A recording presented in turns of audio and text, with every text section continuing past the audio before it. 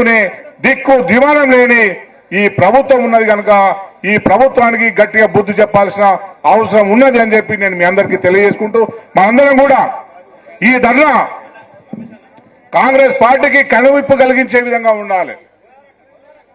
ఏదైతే ఎన్నిసార్లు మొత్తుకున్నా, ఎంతమంది రైతులు ఆత్మహత్యలు చేసుకున్నా, ఇప్పుడు నేను వస్తుంటే ఒక ముస్లాం చెప్తుంది, బిడ్డ 10 రూపాయలకు కూడా అడుక్కోవాల్సిన దుస్థితి వచ్చిందని చెప్పి ఏదో వీడియో వింటే నిజంగా మనసు అంతా బాధ అనిపించింది. అటువంటి ఒక దుర్మార్గమైన పాలన సాగిస్తున్నాడు రేవంత్ రెడ్డి. అందుకే ఇప్పుడు మనము ఈ రైతుల మీద సన్న ఓట్లకు బోనస్ ఇస్తానని ఇయ్యలే, ఓట్లు సరిగ్గా ఉంటలే, చాలా మంది ప్రైవేటులో అమ్ముకున్నారు. మా మండలం కానీ మిగతా మండలం కానీ ప్రైవేట్ మిల్లులకు అమ్ముకున్నాడు. ఇక సన్న బియ్యాన్ని కొరటేరు దిక్కులో కూడా పోయిండు, బోనస్ ఇస్తానని ఆశపడితే ఆ బోనస్ కూడా లేదు. అటువంటి ఒక పరిస్థితి ఉన్నది కనుక రేపు రాబోయే ఎలక్షన్లో లోకల్ బాడీకి పెడతాడా లేదా? లోకల్ బాడీ పెట్టాలంటే గజ గజ ఉరుకుతుంది రేవంత్ రెడ్డికి.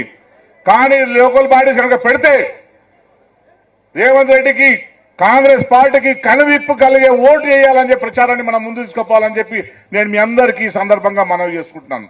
ఎందుకంటే అడ్డమైన హామీలు ఇచ్చి సాధ్యం కాని ఆచరణ సాధ్యం కాని హామీలు ఇచ్చి ప్రజలందరినీ నమ్మించారు. పాపం ప్రజలు నమ్మిండ్రు. ఇంతకంటే బాగుంటుందేమో, కేసీఆర్ సార్ కంటే ఇంకా బాగుంటుందేమో అని చెప్పి వాడు 3 సినిమాలు చూపెట్టేసరికి నిజంగా ఉంటుందేమో అని చెప్పి అనుకున్నాడు. కానీ కేసీఆర్ సారు బంగారు తెలంగాణ ఉంటే వీడు మొత్తాన్ని నాశనం చేసేసి రైతాంగాన్ని మొత్తం నిర్వీర్యం చేసే ప్రయత్నం చేసిండు.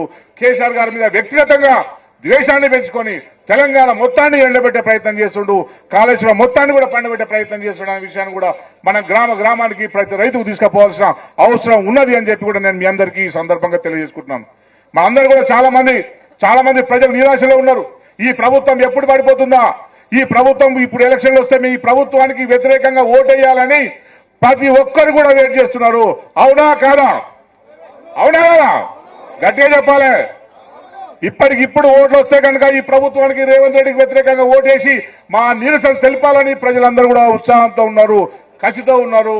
అందుకే ఇంకా మనం విస్తృతంగా ప్రచారం చేయాలి రేవంత్ రెడ్డి వైఫల్యాన్ని. ఇది వైఫల్యం కాదు, రేవంత్ రెడ్డి ఉద్దేశపూర్వకంగా తెలంగాణ ప్రజలు వంచిస్తున్నాడు.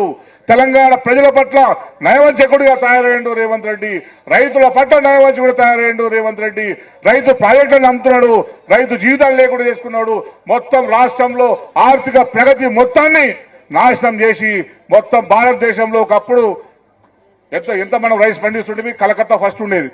ఇప్పుడు సివిల్ సప్లై ఏంది, సివిల్స్ కలెక్టర్లకు ఇంటర్వ్యూ చేసే దగ్గర ప్రశ్న అడుగుతున్నారు, దేశంలో అత్యధికంగా రైస్ ఎక్కడ పండుతుంది అని చెప్పి కలెక్టర్లకు ఇంటర్వ్యూ చేస్తారు కదా. ఆ ఇంటర్వ్యూని అడిగితే ఏ రాష్ట్రం అంటే తెలంగాణ రాష్ట్రం అని చెప్తే వాళ్ళు ఆశ్చర్యపోతున్నారు. అవునా, పశ్చిమ బెంగాల్ కాదా అని వాళ్ళు అడుగుతున్నారు.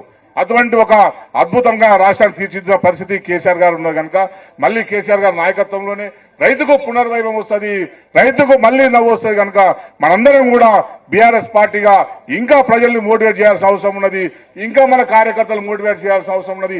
ఈ ప్రభుత్వానికి కనువిప్పు కలిగే ఓటు స్థానిక సంస్థల్లో చేయాల్సిన అవసరం ఉందని చెప్పి నేను మీ అందరికీ తెలియజేసుకుంటూ ఇక్కడికి వచ్చిన కార్యకర్తలందరికీ మరోసారి కృతజ్ఞత తెలియజేసుకుంటూ సెలవు తీసుకుంటున్నాను. జై తెలంగాణ. కేసీఆర్ గారి నాయకత్వం, కేసీఆర్ గారి నాయకత్వం, హరిశన్న నాయకత్వం. జై తెలంగాణ.